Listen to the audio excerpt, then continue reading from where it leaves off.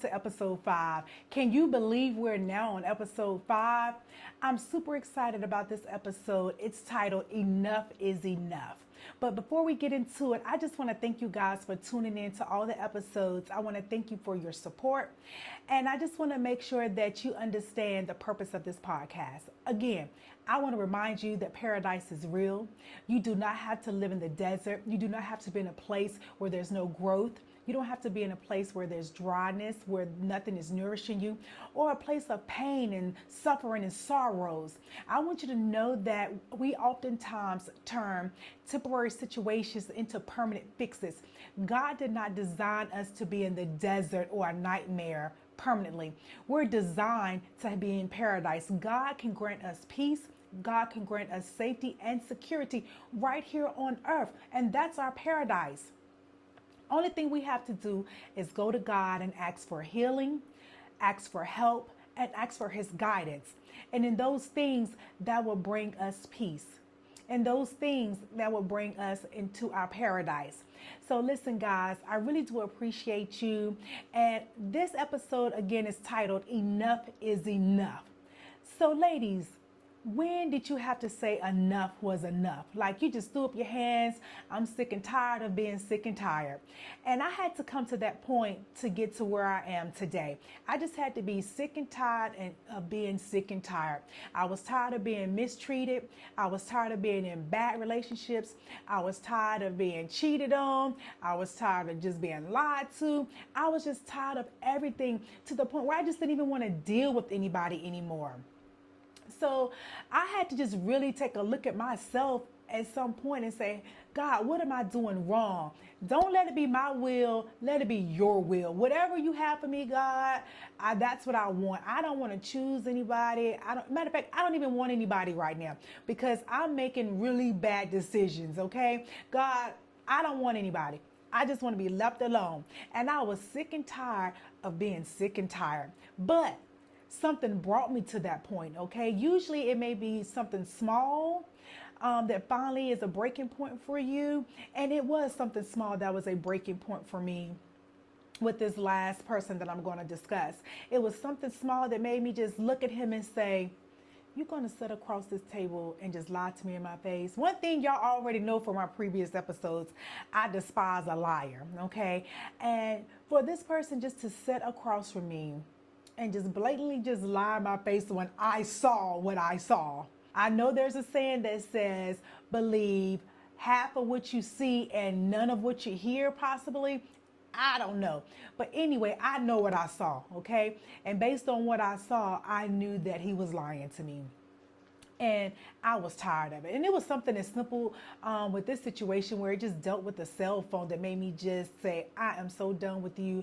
Don't call me no more. Don't come to my house anymore. Don't FaceTime me. You blocked on everything. I don't want to see your face. I'm done. Okay, I'm done with the men. I'm done with the lies.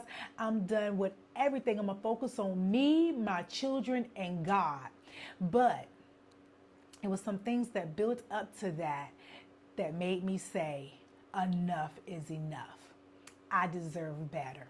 I don't deserve to continuously be walking in this desert. So I had to take time to focus on me. I had to take time to heal.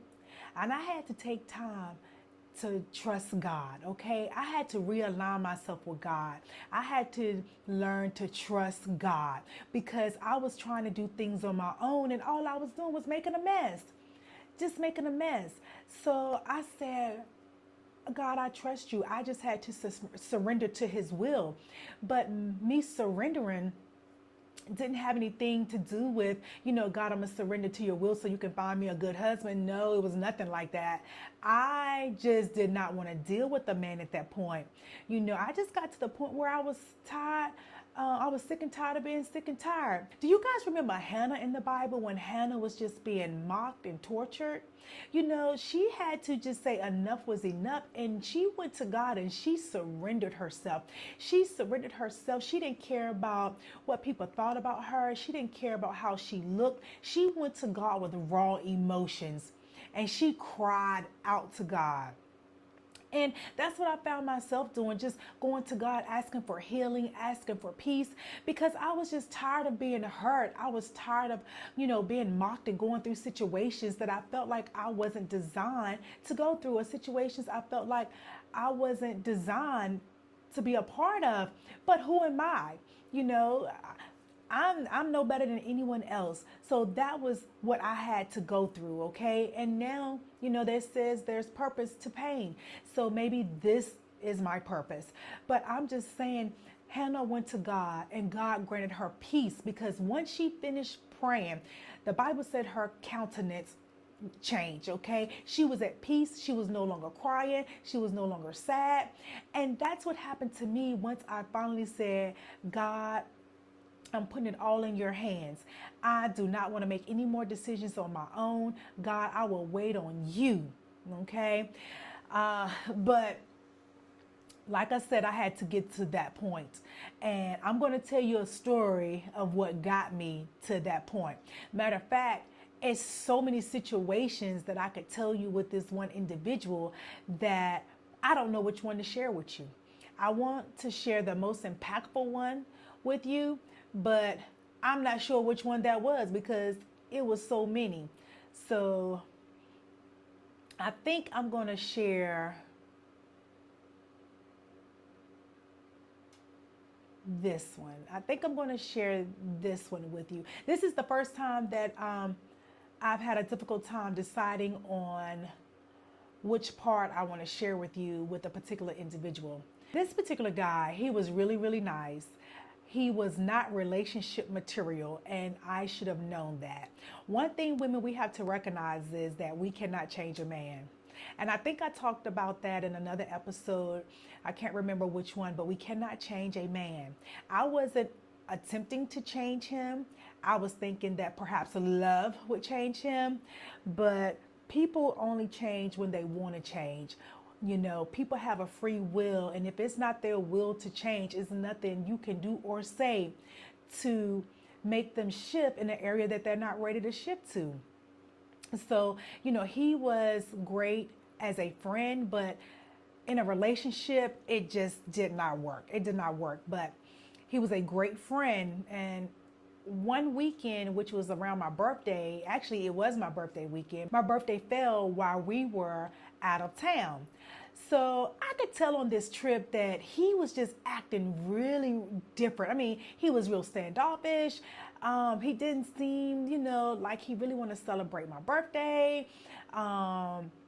He was just not hanging out with me. He just wasn't being romantic. He wasn't being fun. It's just everything about the trip just didn't seem right. But he was there, and I guess I was going to try to make the best of it. So on the trip, I noticed that he didn't put a post up for me for my birthday. And that hurt my feelings. I know to some people that's not important, but that kind of bothered me because I think he had already been acting funny. And then because he didn't wish me a happy birthday on social media, that it really bothered me. So I asked him, why hadn't he wished me happy birthday on social media? And he was like, well, we're together. I shouldn't have to wish you a happy birthday on social media. And I was just like, it just didn't feel right.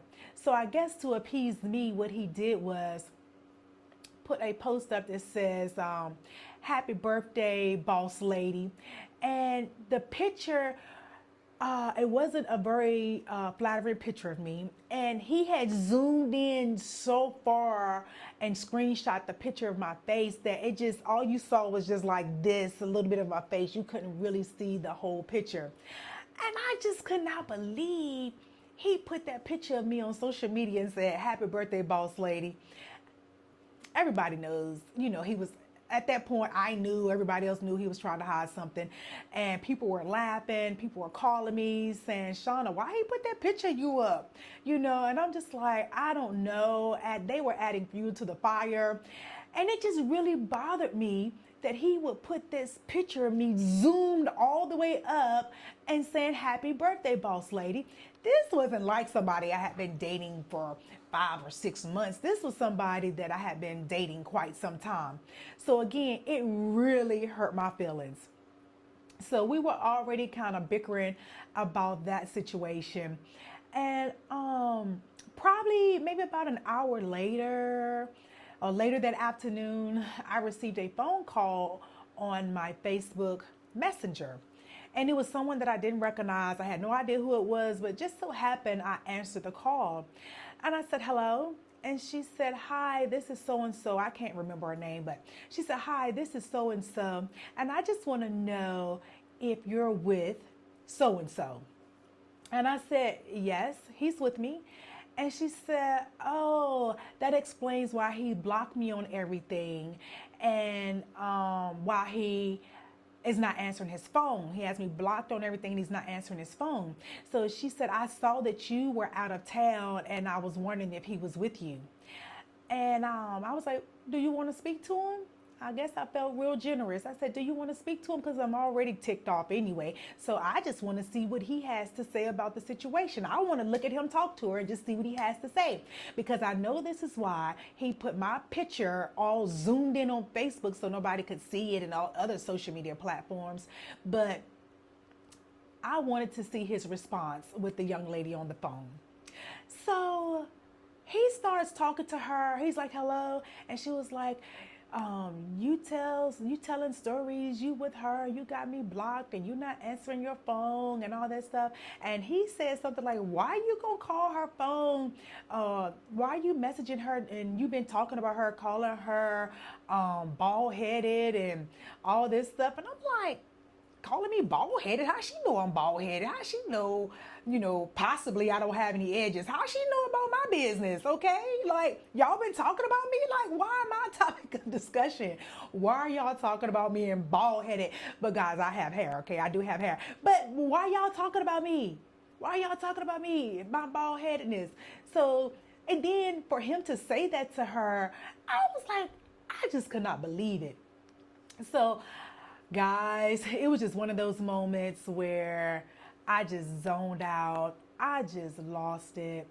I snatched my phone from him and I did some things that I know I should not have done.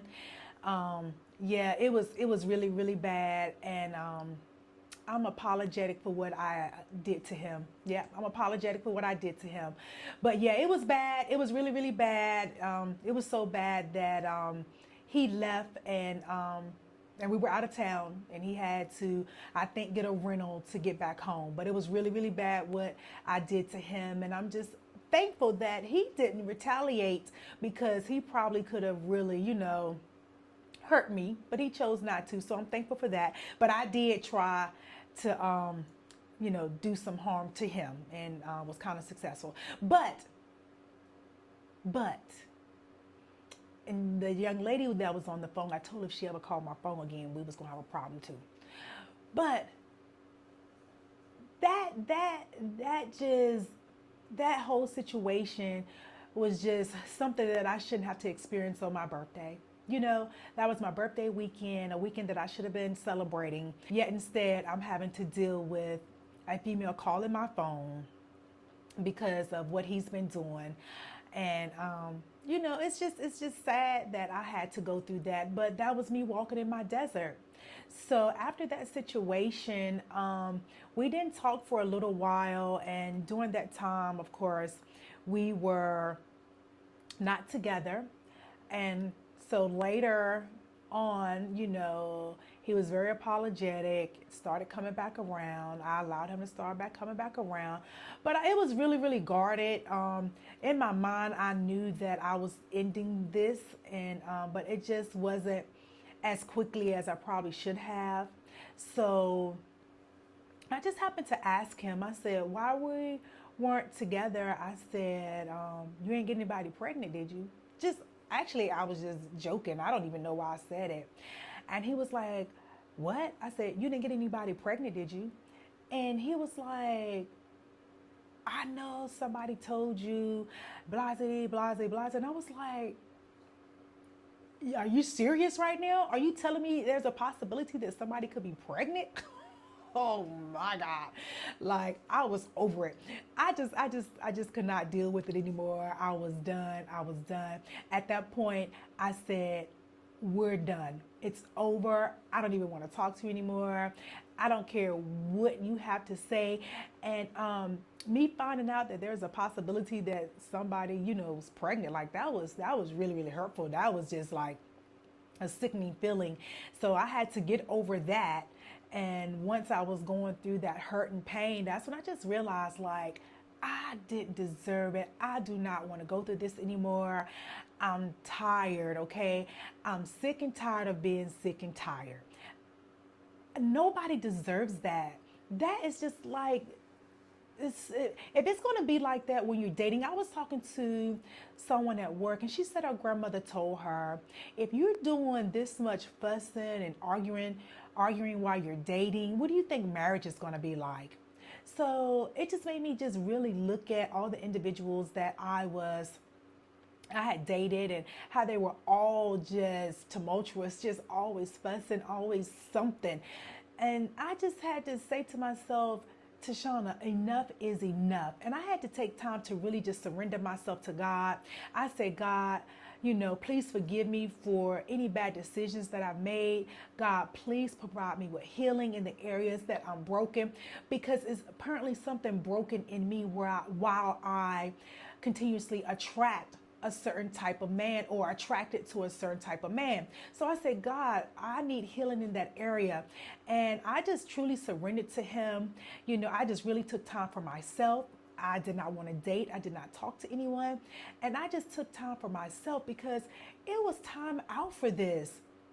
And so I just want to encourage you, to know that you don't deserve that type of treatment. You don't deserve to be in relationships where you're having to deal with all types of infidelity, where your peace is disturbed, where you're sad, where you're feeling lonely, abandoned. That is not where we're supposed to be. We're supposed to be in a place of happiness. We're supposed to be in a place where we're thriving. Ladies, we're going to face challenges, and we're going to be in situations that's going to be stressful. But see, once we align with God, he's going to give us peace that's going to surpass all understanding. And we're going to be able to deal with those situations in those areas where it doesn't disturb our whole being, okay?